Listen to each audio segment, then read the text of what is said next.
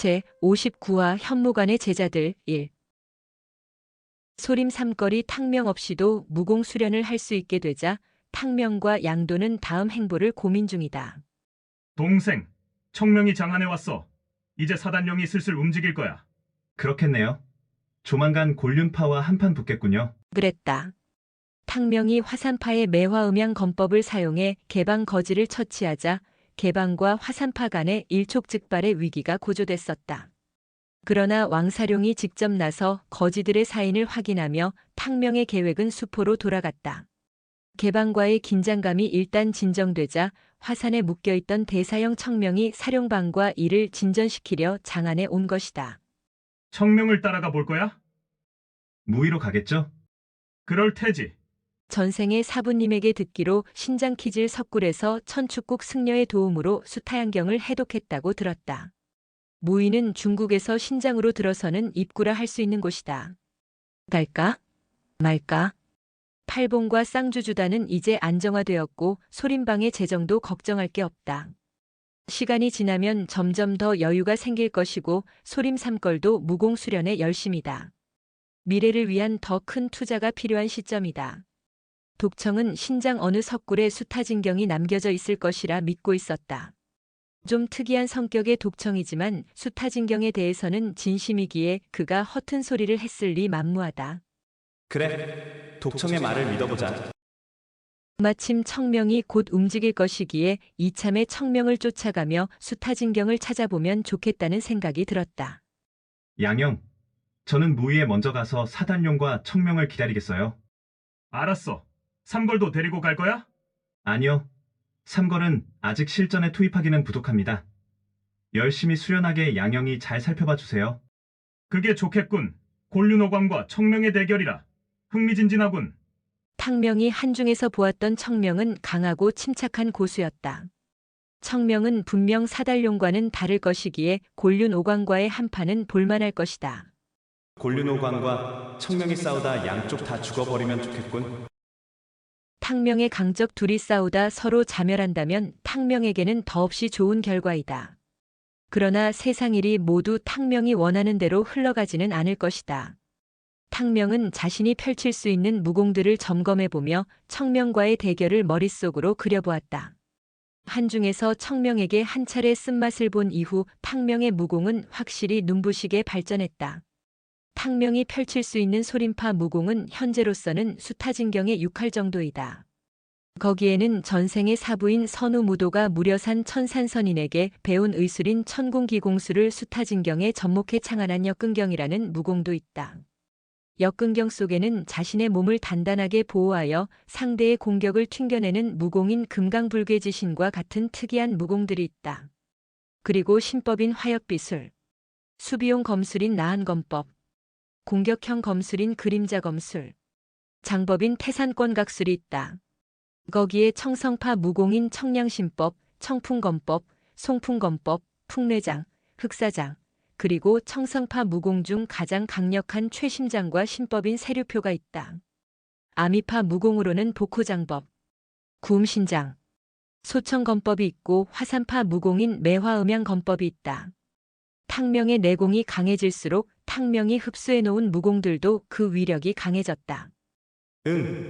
꽤 많은 무공을 모았군. 하지만 아쉬워. 전생에서는 모용새가 가주만이 익힐 수 있다는 건곤 모양신공과 마공에게서 흡수한 천마신법 같은 강력한 무공을 흡수했었다.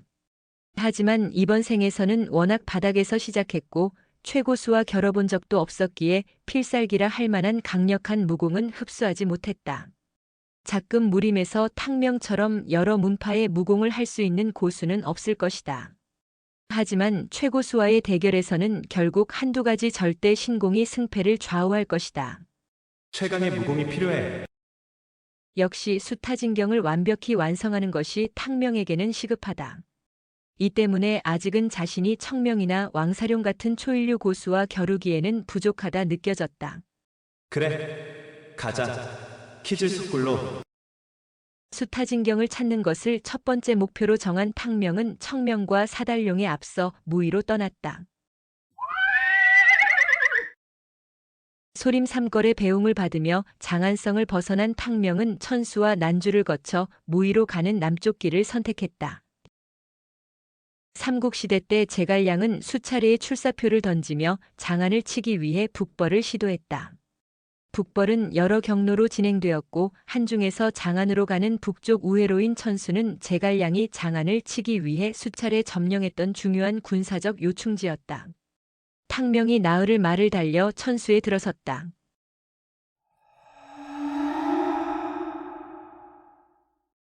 장안성에서 100리 정도 떨어진 천수성의 풍경은 사뭇 살벌했다. 떠돌이 유민들로 보이는 백성들이 여기저기 갈 곳을 찾아 헤매고 있었고 곳곳에 군사들이 분주히 움직이고 있었다.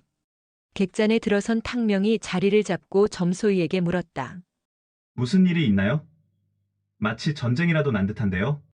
말도 마세요. 글쎄 이특이 새로운 나라를 세운답니다. 이특이 누군데요? 저족 출신이라던데 작년에 조음의 반란을 진압해 큰 공을 세웠는데 황제의 명을 어기고 이참에 아예 새로운 나라를 세운다고 합니다. 며칠 전 이특의 오른팔 조영 장군이 난주를 점령했다더군요. 조영이란 말에 탕명의 귀가 쫑긋 세워졌다. 조영 장군이라고요? 설마 대사형 조형을 말하는 것인가? 탕명은 1년 전 큰 뜻을 품고 한중으로 떠났던 현무관의 대사형 조영이 떠올랐다. 소문에는 조영 장군이 바로 총나라의 5호 대장군이었던 조은의 후예라고 하더군요. 설마 했는데 정말로 대사형 조영이 장군이 된 것이다. 그럼 대사형이 꿈꾸던 큰 뜻을 이루게 된 것인가? 탕명에게는 상당한 충격이었다. 불과 1년 사이에 조영이 상당한 전공을 세웠고 누구나 아는 명장이 되어 있는 것이다. 그러나 진나라 입장에서 볼 때 조영은 반란군의 장군이 아닌가. 탕명은 한 가지 이상한 생각이 들었다. 분명 제갈원의 말로는 조영은 총나라 유씨 왕조를 다시 세우겠다고 했다. 그런데 이특이라면 이씨가 아닌가? 혹여 유비의 후손이 뒤에 숨어 있는 것인가? 객잔을 나온 탕명이 이런저런 생각을 하며 말등에 앉아 있는데 누군가 반갑게 탕명의 이름을 불렀다. 탕명, 탕명이 돌아보니 장포와 관식이 자신을 보며 신기한 듯 웃고 있었다. 관식, 장포. 탕명이 반가운 마음에 얼른 말에서 내렸다. 관식과 장포를 거의 1년 만에 보는 것이기에 세 사람은 서로를 얼싸안았다. 깜짝 놀랐어. 너희들을 여기서 보게 되다니. 그러게. 우리는 말 타고 지나가는 너를 보고 쫓아온 거야. 그런데 어디 가는 길이야? 응. 나는 신장 키질에 가는 길이야. 너희는? 그러고 보니 두 사람도 먼 여행을 가는 차림인지라 탕명은 순간적으로 조영이 생각났다. 너희 둘 혹시 조영 사형을 찾아가는 것이야? 탕명, 너도 소식 들었구나. 응. 우리는 얼마 전 대사형 소식을 듣고 대사형을 찾아가 힘을 보태기로 했어. 장포와 관식의 표정은 흥분되어 비장함마저 서려 있었다. 하긴 1살 많은 조영이 작년의 뜻을 품고 한중으로 떠났으니 장포와 관식도 자신의 길을 찾아 떠날 나이가 되었다. 그럼 너희들도 반란군에 참여하겠다는 거야? 반란군이라니. 우리는 총나라를 다시 세우려는 거야. 장포가 발끈하자 탕명은 자신이 실수했음을 느꼈다. 아, 내가 실수했어. 그런데 내 듣기로 조영 사형은 이특의 오른팔이 됐고 이특은 새로운 나라를 세우려 하고 있다던데? 탕명의 말에 관식이 고개를 끄덕였다. 그래. 내 말이 맞아. 하지만 대사형 생각은 이특과는 다를 거야. 우리는 대사형을 믿어. 그렇다. 조영이 이특을 돕고는 있지만 조영이 이특을 이용해 자신의 세력을 키우고 있는 것일 수도 있다. 탕명이 아는 조영은 쉽게 자신의 목표를 포기할 사람이 아니다. 탕명은 관식과 장포를 만나니 반갑기도 했지만 한편으로 씁쓸한 생각이 들었다. 제갈원은 진나라의 태자비가 되었는데 현무관의 주축이었던 조영은 진나라에 대항하는 반란군의 장군이 됐고 장포와 관식은 조영의 뒤를 따르려 하고 있다.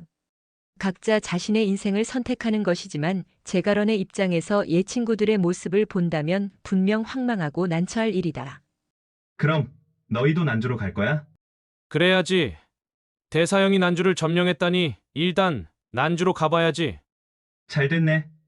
나도 난주를 거쳐 무위로 가는 길이거든. 성질 급한 장포가 서두른다. 아, 빨리 대사형을 만나고 싶다. 우리 얼른 요기하고 출발하자. 그래, 장포의 재촉에 세 사람은 서둘러 배를 채우고 난주를 향해 말을 몰았다. 뜻하지 않게 옛 친구들을 만난 탕명의 여행길은 한결 즐거워졌고 조영을 만날 수 있다는 기대감에 발걸음은 가벼웠다. 장포가 얼마나 서둘렀는지 탕명 일행은 사흘도 안 돼 난주에 도착하였다. 난주는 원래는 서역 강족의 땅으로 황금도시라고 불린다. 예로부터 천산북로를 잇는 비단길의 주요 통로이자 중국에서 볼 때 서역으로 가는 하서회랑의 시작점이다. 하지만 황금도시라 불리던 난주의 상황은 천수보다 더 참혹했다. 전쟁통에 여기저기 불탄 전각들은 허물어져 있고 백성들은 피난을 하였는지 거리는 횡한 모습이었다. 열흘 전까지만 해도 평화로운 장안에 있던 탕명이기에 전쟁이 휩쓸고 간 난주의 모습은 당혹 그 자체였다. 전쟁의 실상을 처음 접한 탕명으로서는 할아버지가 계시는 성도가 걱정되었다. 아, 이러다 성도도 난주처럼 되는 게 아닐까? 도대체 사태가 이 지경이 됐는데 황제는 뭘 하고 있는 거지? 난주의 모습은 이리 혼란스럽고 참혹하기까지 한데 낙양에 있는 황제는 이런 난주의 혼란상은 딴 세상 얘기인 듯 안락한 삶을 살고 있다는 것이 탕명은 이해할 수 없었다. 탕명이 이런 생각에 빠져 있는 사이 장포와 관식은 조영을 찾기 위해 분주하게 움직였다. 지나가는 사람이면 아무나 붙잡고 조영의 거처를 물었다. 조영 장군과 동양 친구라 하니 한 병사가 우리를 장군 막사로 안내해 주었다. 대사형! 과연 조영은 어엿한 장군이 돼 있었다. 덩치가 산만한 장포가 멋진 갑옷을 입은 조영에게 달려가 안겼다. 탕명이 보니 1년 사이 조영에게서 풍기는 분위기는 확연히 달라져 있었다. 현무관 시절 조영은 늠름하고 다정다감한 대사형이었지만 갑옷을 입고 있는 지금 조영의 모습은 늠름함에 더해 날카로움과 비장함이 서려 있었다. 전장에서 지낸 1년간의 삶이 다정다감했던 조영의 모습을 이렇게 바꿔놓은 것이다. 다음 화에서 계속 이어집니다. 제60화 현무관의 제자들 2. 한 차례 격정의 상봉이 끝나자 조영이 주위를 물리더니 차분한 음성으로 물었다. 그래, 나를 찾아 일부러 여기까지 온 것이냐? 네, 형님과 함께 대업에 동참하고 싶습니다. 장포가 혹이 넘치게 자신이 찾아온 이유를 말하자 조영의 눈빛이 이채를 띄었다. 장포, 목소리를 낮추거라. 뜻밖에도 조영이 자신을 제지하자 장포가 어리둥절하여 물었다. 왜 그러십니까? 미안, 이곳은 듣는 귀가 많아서 늘 조심해야 하거든. 조영이 이렇듯 세심하게 행동하자 장포와 관식은 뜻밖이라는 표정이다. 암튼 이렇게 먼 곳까지 찾아와 나와 뜻을 함께하겠다니 고마워. 대사형! 아니 장군! 저는 장군의 오른팔이 되어 대업에 한 몸 바치고자 합니다. 장포가 목소리를 낮췄지만 표정만은 비장했다. 장포의 비장한 결의에 조영은 말없이 고개만 끄덕였다. 어라? 조영의 표정이 이상했다. 탕명이 보기에 장포와 관식이 찾아온 것은 분명 기쁘고 힘이 되는 일일 텐데 조영의 표정에 근심이 가득한 것이 뭔가 사연이 있으리라 생각되었다. 장포의 바램과는 달리 조영이 좀처럼 시원한 대답을 하지 않자 차분한 성격의 관식이 나섰다. 대사형, 저희는 대사형의 계획을 듣고 싶습니다. 관식이 이리 묻자 조영이 얼굴빛을 고치고는 주변을 살피더니 목소리를 낮췄다. 여기는 군영이야. 듣는 귀가 많아서 함부로 얘기할 수 없어. 저녁에 내가 갈 테니 객잔에서 기다려라. 그리하겠습니다. 희한한 일이다. 탕명은 장군이 된 조영이 자신의 막사에서조차 주위를 살피는 것이 너무도 이상하다 생각했다. 대사형에게 분명 사정이 있을 것이다. 탕명 일행은 조급한 마음을 누르고 일단 조영이 알려준 객잔에서 기다리기로 했다. 막사를 빠져나온 세 사람은 객잔으로 발길을 옮겼다. 조영을 만나고 나온 장포는 한껏 흥분되어 있었으나 관식의 표정은 어딘가 침울해 보였다. 크아, 벌써 백주 세 병을 비워서 상당한 취기가 돌았으나 기다리는 조영은 아직도 나타나지 않았다. 대사형이 왜 이리 늦는 것이지? 장포의 음성에는 아까와는 달리 잔뜩 불만이 배어져 있었다. 큰 기대를 품고 먼 길을 달려 찾아온 만큼 조영의 맹숭맹숭한 반응은 장포에게 큰 실망을 안겼다. 전장에 나선 장수가 함부로 몸을 뺄 수 없겠지. 말은 이렇게 했으나 관식 또한 실망한 표정이 역력했다. 현무관 시절 조영은 사부님과 사제들의 믿음과 존경을 한 몸에 받았었다. 결코 자신의 약속을 어길 사람이 아니다. 이상한 일이군. 대사형이 오겠다 약속했으면 당연히 올 터인데. 의심스러운 생각이 든 탕명이 조심스럽게 말을 꺼냈다. 나는 대사형이 우리에게 뭔가 말 못할 사정이 있는 것 같았어. 탕명의 말에 장포가 또 욱했다. 말 못할 사정. 대사형과 우리는 서로 비밀이 없는 사이야. 우리는 평생을 함께하기로 한 형제라고. 조영, 장포, 관식은 모두 총나라 5호 대장군의 후손이다. 그들은 수대에 걸친 인연으로 엮여 있었기에 장포가 이렇게 얘기하는 것은 당연하였다. 그래. 나도 대사형이 뭔가 얘기하고 싶은 게 있는데 참고 있다는 느낌이 들었어. 관식마저 탕명의 의견에 동조하자 장포도 한풀 꺾였다. 젠장, 답답해 죽겠네. 그렇게 우리의 기다림은 지루하게 계속됐고 자정이 다 되어서야 드디어 대사형 조영이 나타났다. 대사형! 장포가 벌떡 일어서며 반기니 조영의 얼굴에는 미안한 기색이 역력했다. 미안. 내가 너무 늦었지? 갑자기 일이 생겨서. 괜찮아요. 일은 마무리하고 오신 건가요? 응. 어디 이제 맘 편히 한잔해볼까? 술잔이 두어 순배 돌았고 장포와 관식은 조영의 입이 떨어지기만 기다렸다. 조영이 어찌 이들의 마음을 모르겠는가? 술잔을 내려놓은 조영은 또다시 주변을 둘러보더니 장포의 바램과는 달리 엉뚱하게 탕명에게 시선을 돌렸다. 탕명, 신장 키질에는 왜 가는 거지? 순간 탕명은 조영이 자신을 경계하고 있다는 느낌을 받았다. 대사형은 내가 있는 것이 신경 쓰이는 것인가? 하긴 조영에게 탕명은 관식이나 장포와는 다른 사람인 것이다. 그래. 1년 전 성도에서 한중으로 떠날 때도 나에게는 이유를 말해주지 않았었지. 조영에게 그만한 이유는 있겠지만 조영의 태도가 서운한 것은 탕명으로서는 당연했다. 조영이 물었기에 탕명은 사실대로 대답했다. 저는 현무관을 나와 숭산에서 고인을 만나 새로운 무공을 배웠습니다. 무공을 완성하기 위해 키질석굴에 비급을 찾으러 가는 길입니다. 탕명은 1년간 자신에게 일어난 많은 사건은 생략한 채 키질석굴로 가는 이유만 간단하게 설명했다. 조영의 의도를 눈치챈 관식이 탕명을 거들고 나섰다. 대사형, 탕명은 제갈원을 찾으러 낙양에 간 것이고 그 후 독청도인에게서 수타진경이라는 무공을 배웠답니다. 그 비급의 일부가 사라졌기에 그것을 찾는 중이고요. 탕명이 간략하기는 했으나 사실만을 얘기했기에 조영도 탕명의 말을 믿는 눈치였다. 탕명, 내가 물은 것에 다른 의도는 없어. 1년이면 많은 일이 벌어질 수 있으니 그저 내가 어찌 살았는지 궁금해 물어본 거야. 그래, 제갈원을 만나러 낙양에 갔었다고? 제갈원을 만나기 힘들었을 텐데. 조영은 탕명이 제갈원을 만나지 못했으리라 예상하는 표정이었다. 못 만났습니다. 그저 황후인 가난풍과 태복 석숭이 배후에서 제갈원을 태자비로 만들었다는 것만 들을 수 있었습니다. 그렇지. 가난풍은 심계가 악독한 여자이지. 언니가 부디 황후를 조심해야 할 텐데. 가난풍과 석숭이 모의해 제갈원을 태자비로 만들었다는 이야기는 아무나 알 수 있는 것이 아니다. 그런데도 탕명의 말을 들은 조영의 반응은 마치 내막을 알고 있다는 표정이었다. 뭐지? 대사형은 낙양에 있었던 나보다 낙양 사정을 잘 아는 눈치인데? 조영이 모든 내용을 알고 있었다는 듯 고개를 끄덕이며 말하자 탕명은 이상한 생각이 들었다. 대사형, 언니가 황후가 되기는 할까요? 황후 가난풍이 지금의 태자가 황제가 되도록 놔두지 않을 거란 얘기를 들었거든요. 탕명은 늘 궁금해하던 것을 질문했으나 조영은 별 고민도 없이 대답했다.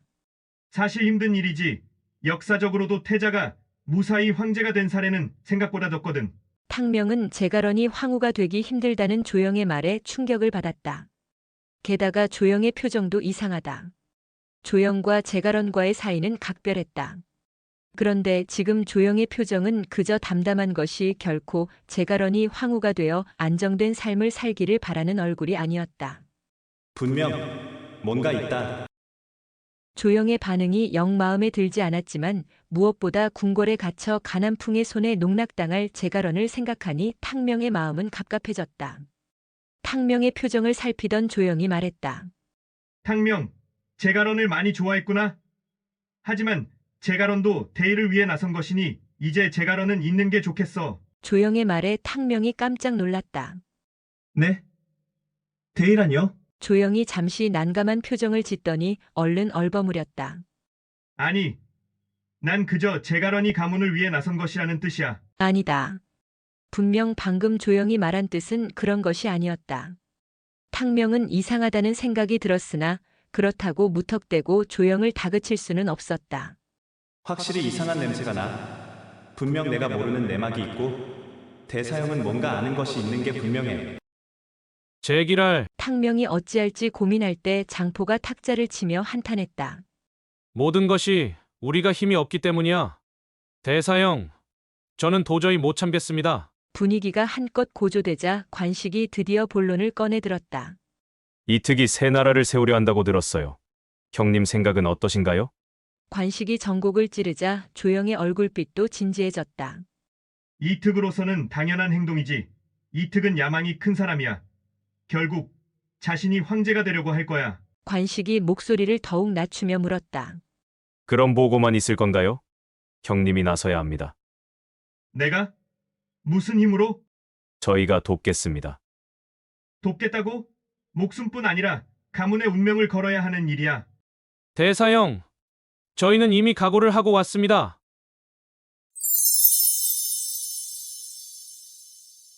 조영은 관식과 장포의 결의에 찬 표정을 보더니 얼굴빛을 고치며 말했다.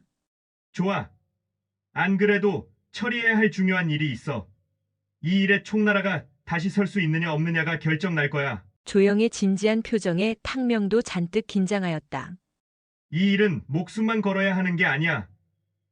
이 일을 알게 된 자는 죽지 않으면 도중에 그만둘 수 없어. 탕명이 듣기에 그 말인즉슨 일단 얘기를 들었다면 목숨을 걸고 끝까지 해야 한다.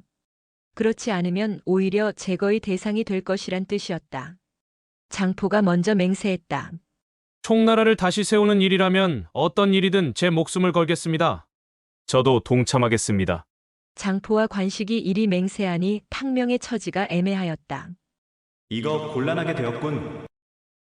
탕명은 제갈원을 구하는 일이라면 모를까 총나라를 다시 세우는 것에는 관심이 없었다. 그렇다고 지금 이 자리를 벗어나기도 싫었다. 대사형, 총나라를 다시 세우면 제갈원은 어찌 되는 건가요? 조영은 탕명의 뜻을 알겠다는 듯 말했다. 내가 보기에 제갈원은 황후가 될 수 없을 거야. 우리가 총나라를 다시 세운다면 제갈원을 성도로 데려올 수 있겠지. 정말 제갈원이 성도로 돌아올 수 있나요? 탕명의 진지한 표정에 잠시 고민하던 조영이 한숨을 내쉬며 말했다. 휴, 탕명. 사실 1년 전 내가 한중으로 떠나는 것과 제갈원이 태자비가 된 것은 모두 제갈원 아버님의 계획이었어. 그게 무슨 말입니까? 놀란 눈으로 관식이 묻는 걸 보아하니 관식과 장포도 모르고 있었던 것이 분명했다. 조영의 말은 탕명에게는 정말 충격적이었다. 순간적으로 탕명의 머릿속 회로가 엉켜버렸다. 그럼 제갈충이 언의를 이용하여 이를 꾸몄다는 말인가요? 왜요? 탕명, 이 일은 그리 간단하게 생각할 문제가 아니야. 제갈원이 태자비가 되면 제갈충 어른도 힘을 얻게 되고 우리는 그 힘을 총나라를 다시 세우는데 쓸 수 있어. 그래서 나는 반란군에 들어가 군사를 모으는 임무를 맡았어. 탕명은 어이가 없었다. 아버지가 딸에게 어찌 그럴 수가 있나요? 언니도 동의했어. 네? 언니가 동의했다고요? 조영의 말에 탕명은 낙양으로 가던 가마 안에서 보았던 제갈원의 표정이 떠올랐다. 이제야 모든 것이 이해가 가는군. 결국 제갈원도 대업을 이루기 위해 자신을 던진 거였어. 탕명의 머릿속 엉켜버린 실타래가 서서히 풀리기 시작했다. 제갈원의 마음이 얼마나 힘들었을지를 생각하니 탕명의 마음은 착잡했다. 긴 한숨을 쉰 탕명이 착잡한 마음을 추스렸다. 그래, 제갈원을 성도로 돌아오게 해야 한다. 그러기 위해서는 제갈충이 계획한 대업이 성공해야 한다. 그리고 조영을 도와서 총나라를 다시 세운다면 탕명에게 막강한 우호 세력이 생기는 것이다. 다음 화에서 계속 이어집니다. 제 61화 현무관의 제자들 3. 생각을 정리한 탕명은 대업을 이루기 위해 조영을 도와 참여하기로 맹세했다. 좋습니다. 저도 대사형의 대업에 힘을 보태겠습니다.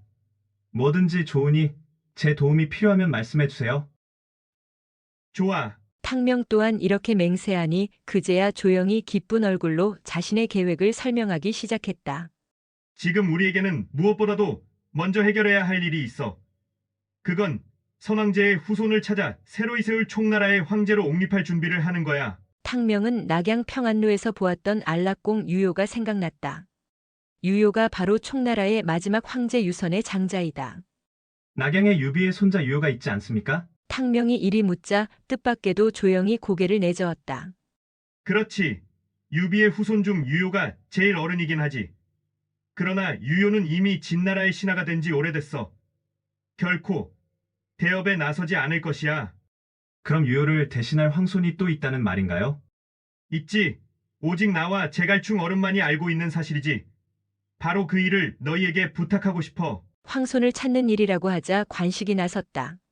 저희 보고 황손을 찾아오라는 건가요? 그래. 이 일은 전장에 나서 전공을 세우는 것보다 훨씬 중요한 일이야.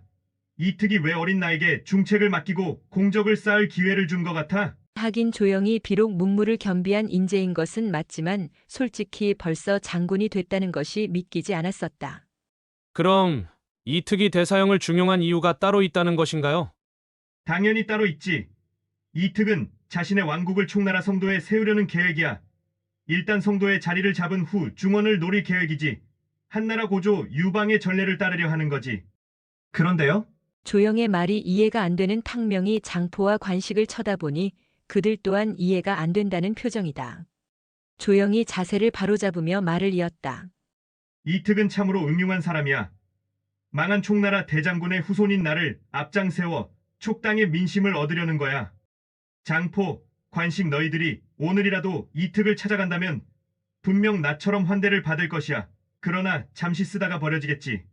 그럼 이특이 대사형도 버릴 거란 말인가요? 그렇지. 언제인지는 모르지만 분명 그럴 것이야. 이특은 이미 내 주위에 자신의 신복들을 심어놨어. 내가 무슨 일을 꾸미는지 감시하려는 거지. 그래서 아까 막사에서 조심할 수밖에 없었던 거야. 탕명은 이특의 교활함에 놀라기도 했지만 그런 이특에 대응하는 조영의 치밀함에 더욱 감탄하였다. 탕명, 장포, 관식은 이제야 판세가 어찌 흘러가는지 이해가 되었다. 탕명은 자신이 지난 1년간 험난한 일들을 수없이 경험했다고 생각했다. 그러나 이제 보니 조영도 자신 못지않게 수많은 위기를 헤쳐가며 살아왔고 또 그만큼 더 성숙해져 있는 것이다. 장포가 조영에게 물었다. 대사형, 그럼 선왕제의 후손이 어디에 있는지 아신다는 겁니까? 알고 있다면 가서 데려오면 되는 거 아닌가요? 훗, 아무나 간다고 따라오겠어? 그러니까 너희가 가야 한다는 거지. 선왕제 때처럼 너희가 가서 그와 도원 결의를 하라는 거야. 아하, 그제야 관식과 장포는 조영의 뜻을 이해했다. 나는 너희에게 두 가지 일을 부탁하고 싶어. 하나는 선왕제의 후손을 찾아 나에게 데리고 오는 것이고 또 하나는 조영이 뜸을 들이자 성질 급한 장포가 재촉했다. 또 한 가지는 무엇인가요? 바로 유효를 죽이는 것이야. 유효를 죽이라고요? 그래, 유효가 살아있다면 정통성을 얻을 수 없어. 우리 편이 될 수 없다면 제거해야 해. 하지만 어찌 유효를 죽이라는 말에 장포와 관식의 표정이 굳어졌다. 아무리 유효가 진나라의 복종에 낙양에서 호의호식하고 있지만 자신들의 조상이 황제로 모셨던 유비의 손자를 어찌 죽이겠는가? 장포와 관식이 난감해하자 탕명이 나섰다. 대사형, 꼭 해야 하는 일이라면 유효는 제가 처리하겠습니다. 뜻밖에도 탕명이 일이 나서자 조영 또한 놀란 표정이다. 저는 이미 낙양에서 유효를 본 적이 있습니다. 탕명은 이리 말하며 낙양 평안로에서 당소소와 유효를 만났던 일을 설명했다. 탕명의 이야기를 들은 조영이 놀라워했다. 탕명, 내가 이미 제갈원의 일에 관여되어 있었다니 놀랍군. 그런데 사람을 죽이는 일인데 내가 할 수 있겠어? 탕명이 이미 10여 명의 사람을 죽인 것을 조영이 어찌 알겠는가? 할 수 있습니다. 다만 제가 당장 할 일이 있는데 유효의 목을 언제까지 치면 되는 것입니까? 탕명이 의외로 자신만만해하자 조영도 마음을 굳혔다. 좋다. 장포와 관식은 선왕제의 후손을 찾으면 바로 탕명에게 연락을 주거라. 탕명, 너는 연락을 받으면 석 달 안에 유효를 제거하거라. 탕명, 내가 성공하면 우리는 바로 일을 시작할 것이다. 좋습니다. 관식, 장포, 탕명, 너희들이 이를 성사시키면 후일 개국공신이 될 것이다. 조영이 이리 말하고는 단검을 뽑아들었다. 우리 대업을 위해 피로서 맹세하자. 조영이 팔뚝을 슬쩍 베어 술잔에 피를 떨어뜨리자 탕명, 장포, 관식이 조영을 따라했다. 넉 잔의 술잔이 붉게 물들자 네 사람이 잔을 높이 들어 올렸다.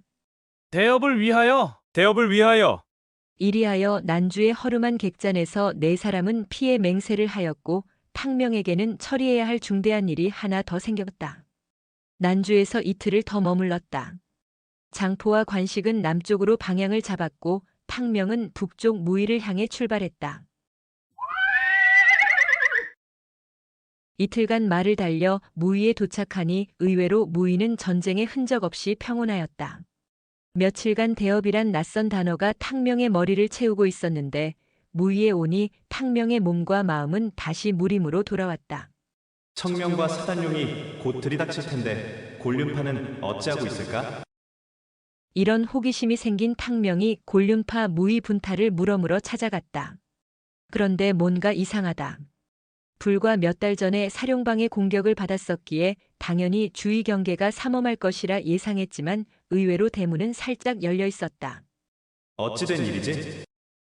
사실 곤륜파를 극복해야 할 상대로 정하기는 하였으나 곤륜파와는 전생에도 이생에도 아무런 은원이 없는 탕명이다. 사람 마음이란 게 문이 반쯤 열려 있으면 들어가게 된다. 탕명이 열린 문틈으로 슬쩍 발을 들여놓았다. 피비린내다. 피냄새를 맡으면 흥분하는 탕명은 분명 심상치 않은 일이 벌어졌음을 본능적으로 느낄 수 있었다. 발걸음을 대청으로 옮겨보니 탕명의 예상은 틀리지 않았다. 헉, 사룡방과 화산파가 선수를 친 것인가? 여기저기 곤륜파 제자들이 쓰러져 있는 것이 이곳에서 처절한 혈투가 벌어진 것이 분명했다. 그리고 시체들의 온기가 남아있는 것으로 볼 때 일이 벌어진 지 얼마 되지 않았으리라. 그런데 이상하다. 분명 이 정도의 싸움이 있었다면 사룡방이나 화산파에도 희생자가 있었을 텐데 오직 곤륜파 제자들의 시신만이 가득했다. 게다가 곤륜파 제자들의 시신에 난 흔적을 살펴보니 화산파의 검술은 아니었다. 화산파의 매화음양 검법을 흡수한 탕명이기에 화산파의 개입이 없었음을 확신할 수 있었다. 희한하군. 어떤 놈들과 칼질을 한 것이지? 이렇게 깔끔하게 뒤처리를 하고 사라지다니. 상대가 이 정도로 뒤처리를 하였다면 곤륜파가 일방적으로 당한 것이리라. 누구의 짓일까? 아무리 곤륜파의 분타라고는 하지만 분명 사룡방보다는 센 놈들이다. 탕명이 잠시 생각에 빠져 있는데 정문 쪽에서 인기척이 들려왔다. 이런! 놀란 음성이 들리더니 순식간에 서너 명의 사람들이 빠르게 대청 마당으로 날아 떨어졌다. 화산파 제자들이었다. 그 중에는 술과 여자를 밝히는 청주와 청색도 끼어 있었다. 반갑지 않은 놈들과 묘한 곳에서 딱 마주쳤다. 넌 누구냐? 상대는 탕명을 모를 테지만 탕명은 단박에 상대를 알아보았다. 이거 일이 묘하게 됐네. 어쩐다? 이름을 밝히고 지나가다 우연히 들어왔다고 하면 저들이 믿을까? 아니면 도망갈까? 상대는 청명의 사제들이다. 화산파 어린 제자들이었다면 충분히 도망갈 수 있겠지만 상대의 공력이 만만치 않음은 바로 느낄 수 있었다. 게다가 이미 저들이 탕명의 얼굴을 보았고 이 상황에서 도망간다면 바로 흉수가 되는 것이다. 탕명은 일단 우겨보기로 마음먹었다. 저는 탕명이라고 합니다. 그저 지나가던 길에 문이 열려있기에 들어와 본 것뿐입니다. 탕명, 청색이 탕명을 훑어보며 물었다. 살아있는 사람을 못 보았느냐? 청색의 표정으로 보건대 탕명의 말을 믿는 듯 보였다. 하긴 어린 탕명이 혼자서 이 일을 벌였다는 것은 누가 보아도 말이 안 되었다. 네.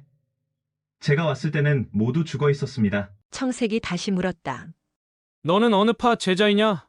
여긴 왜 온 것이지? 탕명이 검을 차고 있었기에 당연히 무리민이라 생각한 것이다. 저는 소림궁 독청도인의 제자입니다. 독청도인의 명으로 신장 키질 천불동으로 가는 길입니다. 독청의 제자라고? 탕명이 보기에 청색은 독청의 이름을 알고 있었던 것으로 보였다. 잘하면 그냥 넘어갈 수도 있겠구나. 네, 그렇습니다. 저는 이 일과 관련이 없으니 그만 가보겠습니다. 탕명이 대충 이렇게 둘러대며 빠져나가려고 하는데 이번에는 청주가 탕명을 불러 세웠다. 잠깐, 검을 뽑아보아라. 칼질을 했다면 검에 피가 묻어 있을 테지. 그렇지. 청주의 말에 청색이 맞장구를 쳤다. 보기보단 똑똑한 청주였다. 이놈이 꽤 똑똑하군. 그렇게 밉상으로 굴던 청주가 오늘은 탕명을 도와주려나 보다. 탕명이 청월검을 뽑아 건네주니 청주가 검날을 살펴본다. 당연히 탕명의 검에는 핏자국이 없었다. 그렇게 마무리가 되는 듯 했지만 탕명에게 검을 건네주던 청주의 눈빛이 빛났다. 어? 이 신발. 어디서 분명 보았던 신발인데? 이걸 어디서 봤더라? 청주가 탕명의 신발을 유심히 보며 고개를 갸웃했다. 헉, 설마 이자가 내 신발을 기억하는 것인가? 그래. 한중성문 앞에서 검문을 봤던 그놈의 신발이다. 남자 신발에 꽃무늬가 있어 희한하다고 생각했었는데 바로 그 신발이군. 그랬다. 팔봉과 비단을 팔기 시작하며 돈을 벌자 탕명이 제일 먼저 산 것이 꽃무늬 가죽 신발이었다. 술 좋아하는 청주의 기억력은 예상보다 훌륭했다. 그래, 맞다. 내 놈의 얼굴도 분명 한중성문 앞에서 봤었다. 그렇다. 탕명이 사룡방에 침입했다가 청명의 젓가락 공격을 받은 다음 날 한중성문에서 검문을 받고 있던 때에 사룡방 방주 사달룡이 화산파를 배웅하러 왔었다. 그때 청주와 청색도 청명과 함께 있었고 잠시 사람들의 시선은 탕명이 벗어놓은 꽃무늬 가죽 신발로 향했었는데 그때 청주가 신발을 보았기에 지금 그것을 기억해낸 것이다. 하, 제길, 이놈이 기억력이 좋군. 다음 화에서 계속 이어집니다. 제 62화 새로운 세력의 등장 1. 청주가 한중성문 앞에서 탕명을 봤었던 것을 기억해냈다고 딱히 달라질 것은 없다. 탕명은 계속 시치미를 떼기로 마음먹었다. 하, 그런가요? 저는 본 기억이 없는데. 기억이 없다고? 네. 제가 한중에 갔던 것은 맞아요. 제 고향이 성도이고 수개월 전 분명 한중에 갔었습니다. 말은 되었다. 잠시 자신의 기억력에 자부심을 느낀 청주였으나 그렇다고 딱히 탕명을 의심할 만한 것은 없었다. 하지만 그냥 가게 놔두기에는 뭔가 찜찜한 청주였다. 보기보단 머리가 빨리 돌아가는 청주가 한 차례 머리를 굴리더니 씩 웃으며 다시 물었다. 신장으로 가는 길이라고? 네. 키질 천불동으로 가는 길입니다. 좋다. 우리도 그쪽으로 가는 길이니 너는 우리랑 동행해라. 오늘 일이 누구의 소행인지 밝혀지면 내 편한 대로 가게 해주겠다. 어라? 같이 가자고? 탕명은 청주가 자신을 쉽게 놓아주지 않으리라고 생각되었다. 저보고 신장까지 함께 가자는 건가요? 탕명이 놀란 표정으로 묻자 청주가 고개를 저었다. 아니, 우리는 곤륜산으로 가니 중간까지만 같이 가면 된다. 신장까지는 아니라 다행이지만 탕명에게는 날벼락 같은 소리였다. 청주와 청색은 탕명이 싫어하는 짓만 골라 하는 음탕한 술꾼 도사인데다 저들의 대장인 청명도 분명 함께 가는 것이기에 탕명에게는 위험할 뿐 아니라 어처구니 없는 요구였다. 청주의 터무니없는 얘기에 탕명은 그저 기가 막힐 뿐이다. 그러나 청주나 청색이 허튼 소리나 하는 시정잡배들은 아니었기에 거부한다면 분명 칼질을 해야 하고 그러면 더욱 일이 복잡해질 것이다. 어쩐다? 하지만 반대로 생각하면 이것은 기회이기도 했다. 호랑이를 잡으려면 호랑이 굴로 들어가야 하는데 호랑이가 자신의 굴로 탕명을 들어오라 초대한 꼴이다. 그래, 청명이 이 사태를 어찌 해결하는지 지켜보는 것도 재미있겠군. 탕명의 최대적은 청명과 왕사룡이다. 이참에 청명의 능력을 봐둔다면 후일 청명을 상대하는데 큰 도움이 될 것이다. 탕명은 빠르게 결정을 내렸다. 뭐? 정 그러시다면 그리하죠. 이렇게 말한 탕명이 한쪽으로 물러나 섰고 화산파 제자들은 곤륜파 제자들의 시체를 꼼꼼히 살피기 시작했다. 한참을 살폈지만 그들도 특별한 단서는 찾지 못했다. 청주가 난감한 표정을 지으며 제자들에게 명했다. 일단 돌아간다. 그리고 탕명, 넌 나를 따라서 와. 도망가면 바로 칼질이다. 청주의 고압적인 태도에 탕명은 어이가 없다. 이 자식이 내가 내까진 놈한테 당할 소식냐? 그냥 성질대로 확 칼집을 내놓고 싶었으나 탕명은 꾹 참았다.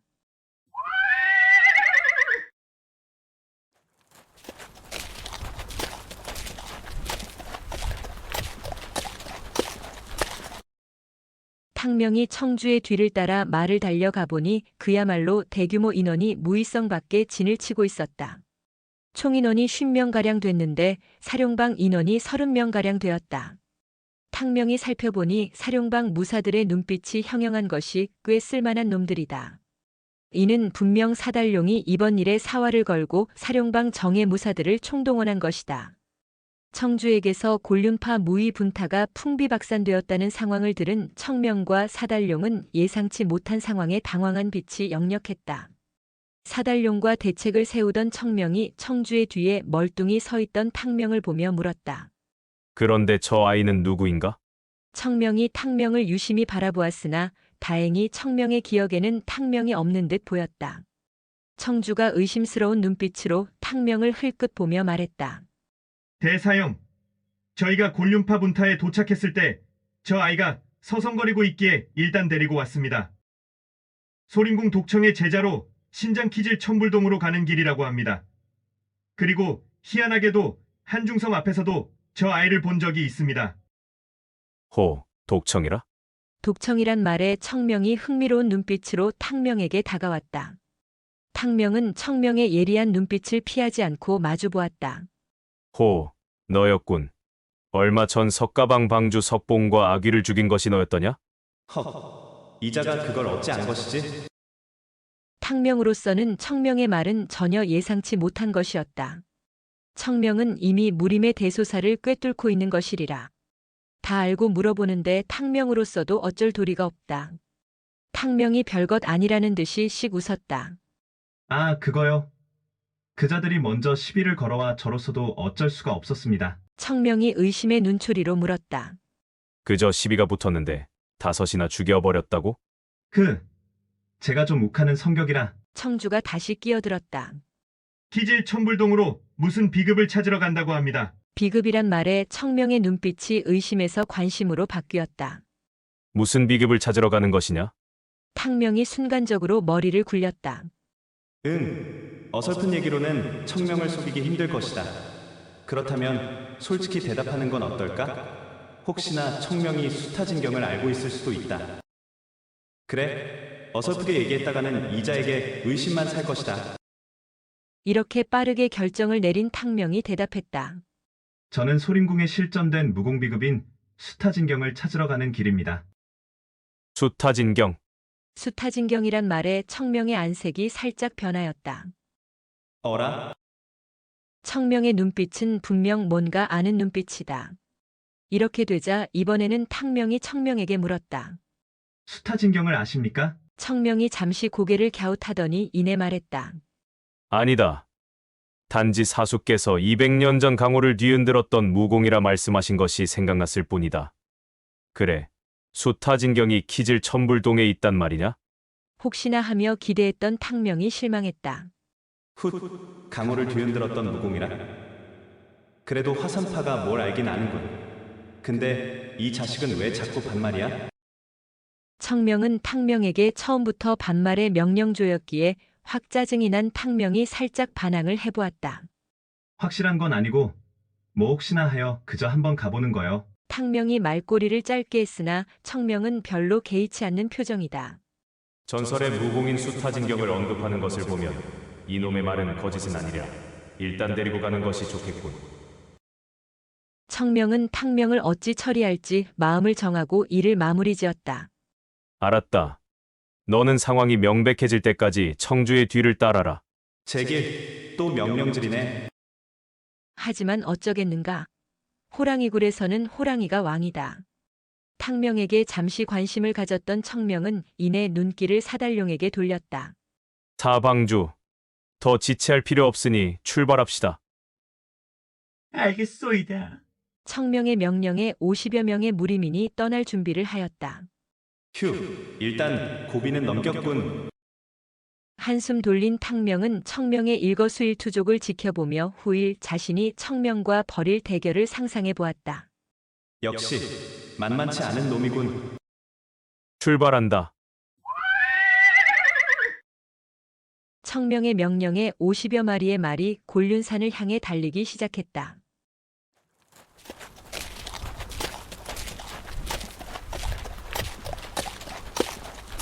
무의성이 뒤에서 멀어지자 본격적으로 하서회랑의 황량한 흙먼지가 날리기 시작했다. 숨막히게 하는 흙먼지를 뒤집어 쓴 채 50여 필의 말은 쉬지 않고 달렸다.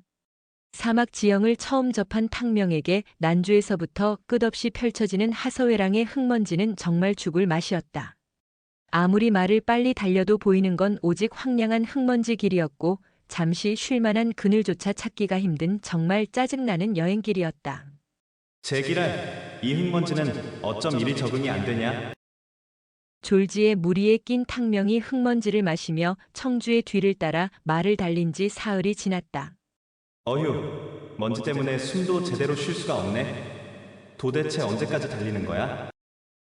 혼자 여행했더라면 흙먼지를 일으키며 달려도 최소한 앞에서 달리는 놈들이 일으킨 흙먼지는 마시지 않았으리라. 아, 찝찝해서 미치겠네. 그냥 도망가 버려? 사흘을 제대로 씻지 못해 잔뜩 짜증이 난 탕명의 인내심이 한계에 도달할 때쯤 앞서 달리던 선두가 말을 세웠다.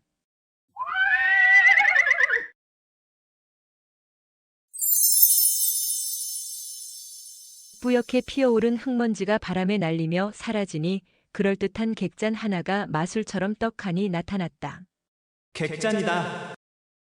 옥문객잔. 탕명에게는 꿈에 그리던 사막의 오아시스였다. 옥문객잔의 규모는 꽤 컸다. 그러나 워낙 많은 인원이 한꺼번에 들이닥쳤기에 탕명에게 돌아올 방이 없을 것이다. 탕명은 말을 버리다시피 하고 객잔을 향해 불이 나게 달렸다. 방을 얻어 목욕해야 한다. 탕명은 오직 이 생각 하나뿐이었다. 벌컥 문을 열어젖힌 탕명이 외쳤다. 방 주세요. 방이요. 화산파 제자들과 사룡방 무사들은 지친 몸을 달래줄 술과 음식을 먼저 찾았으나 탕명은 아늑한 방과 씻을 물을 찾아 위층으로 뛰어 올라갔다. 다행히 탕명의 경쟁 상대는 없었기에 사흘 만에 흙먼지로 얼룩진 몸과 옷을 씻고 원하던 상쾌함을 얻을 수 있었다. 아이 시원해. 그렇게 몸과 마음을 정비한 탕명이 긴 머리를 말아 올리며 상쾌한 기분으로 1층으로 내려오던 중이었다. 허, 탕명의 눈에 희한한 광경이 펼쳐지고 있었다. 객잔 입구에는 처음 보는 5명의 무리민이 검을 뽑아들고 서 있었고 그 앞에 사달룡과 부하들도 역시 검을 뽑아들고 서서 5 무리민을 노려보며 대치하고 있는 것이 금방이라도 칼부림을 할 태세였다. 객잔한 50여 명의 무리민 중 누구도 입을 열지 않았고 두 진영 간에는 살기와 긴장감이 넘쳤다. 뭐지? 탕명은 새로이 나타난 5 무리민을 살펴보았다.